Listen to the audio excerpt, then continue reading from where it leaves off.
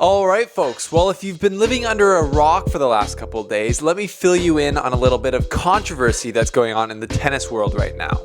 Novak Djokovic's tour, the Adria Tour, was growing great until some news came out yesterday and today that Grigor Dimitrov and Borna Coric have contracted COVID-19. Now, they're probably not in any danger because they're world-class athletes, but the point of this is it's a really bad look for the tour and for Djokovic, who is organizing this in the midst of the lead up to the US Open, which is now announced that it's happening. So we're going to take a look at all these things in this crazy time in tennis right now on this episode of The Slice. So I don't have many bagels. Welcome to The Slice. Welcome to the slice. Welcome to The Slice.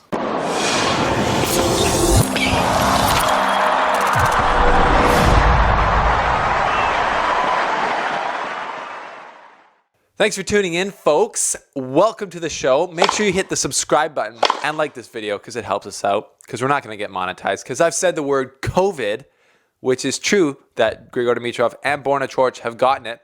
We're going to get into that. But first, check out theslicetennis.com for all of our news articles, all of our updates to our website, anything like that. It's on there. And follow us at The Slice Tennis on Instagram, because that's where the first news comes out. It's like our Twitter. We do most of our stuff on there. But this is where we get down to business. So what's been going on the Adria Tour? First off, I love the Adria Tour. I thought the idea was so great by Novak Djokovic to do a charity event or a series of events in his region to, bring money to the outreach and the response to COVID.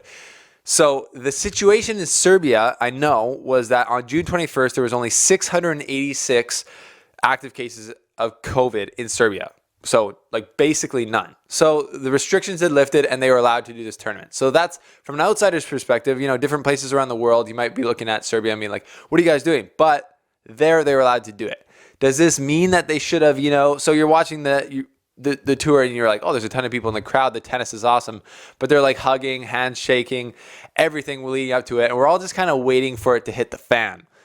And then it does, because all of a sudden, Dimitrov comes out yesterday and says, I've been tested positive for COVID. I've gone home. Everyone else should get tested. And then Coric comes out today after getting tested. He's got COVID as well. They canceled the final match in Zadar in Croatia. And things have kind of hit the fan. So the perspectives on it now are like, I was a fan of the Adria Tour. I liked that they, since there wasn't that much risk, that they were doing it. But then I'm watching it and I'm like, you don't have to do all the hugging. You don't have to just do blatant disregard for anything. There was videos of Djokovic and all them partying in a nightclub afterwards.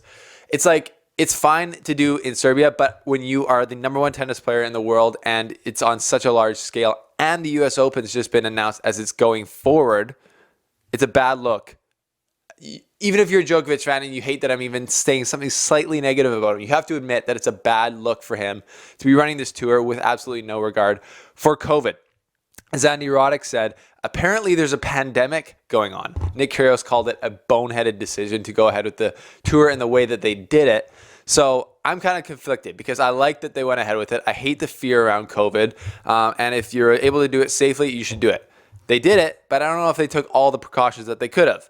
If they hadn't done any handshaking, any of this hugging, any of the soccer matches, basketball matches, the criticism on them would be a lot less now, because it's like, well, we did what we could do and someone still got it. It's like, well, you didn't do what you could do now because you guys weren't doing any social distancing. So that's the pandemic. That's the situation that we're in now. So again, obviously, best wishes to Dimitrov and Coric for getting healthy. I'm not worried about them at all. This COVID thing would not affect a world-class athlete like that, like it would the other people. Again, I'm not a doctor. I'm not an expert on this. But we're reporting the news, and that's the news, that COVID has entered the Adria Tour. It's now called the Adria COVID Tour, and things have just all gone crazy. So everyone's like, because before this, Djokovic was already in hot water. Again, not my saying. I'm just listening to other players like Noah Rubin, a lot of the challenger players. So there was this ATP call before the US Open was announced that it was happening. 400 players were there. Djokovic is the ATP Council president. So he should obviously be there to answer questions from his fellow players and be part of the ongoings. But he wasn't there because he was busy with the Adria Tour, which he was running irresponsibly because they weren't doing the social distancing. So then he wasn't there at the US Open thing. He's already said he doesn't know if he's going to show. So the players are like, dude, why aren't you involved with us when you're the ATP Council president? Then the Adria Tour is run pretty flippantly. Players get COVID. It might have to get shut down. Is that going to put the US Open in jeopardy? Because the organizers might look at this and be like, holy crap, this is a nightmare. Because make no mistake, it is a nightmare now for the Adria Tour. I don't know if they're going to do the next couple of legs. I would hope that everyone could just get tested, and then whoever's clean can just go and maybe do some more social distancing and get it done. Because again, there's no one forced to go to these live events. If you're sick and you're old, you don't have to go to these live events. And if you have someone at home that's sick and old, you also shouldn't go and bring it home. So it's up to, I like people having their own choice. That's my main point. But I'm just saying, again, it doesn't look good on Djokovic as the number one player in the world, head of the ATP Council, to not be there. To not be there for the call, and then to be doing his own thing and doing it in kind of contradiction with what the rest of the world's trying to do. You see the Battle of the Brits starting tomorrow.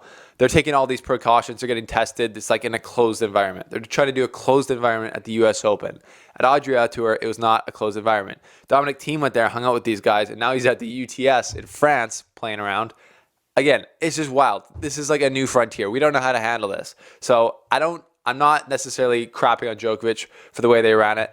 Again, I like doing things not based out of fear. And there was barely any COVID in Serbia, but now it just looks bad because players in the Adria Tour did get it. So that's the news. That's kind of my take on it. I'm not like totally crapping on Djokovic, but I know a lot of other people are. So that's the situation. Djokovic fans, defend him in the comments. I'm sure you will. And let me know, everyone else, what your take is on this whole situation. Was Djokovic irresponsible? What's going to happen with the US Open now? I don't know. But what I do know is that if you subscribe to The Slice, you'll become a better tennis fan. And you won't miss anything. And follow us at The Slice Tennis on Instagram for our latest news and updates, which there are some juicy ones coming. So we'll see you over there. Thanks for watching today, folks. And let's stay tuned during this crazy time of coronavirus wreaking havoc on our sport.